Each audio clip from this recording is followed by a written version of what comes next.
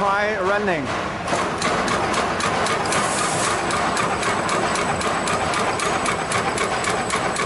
For about 3 to 5 minutes.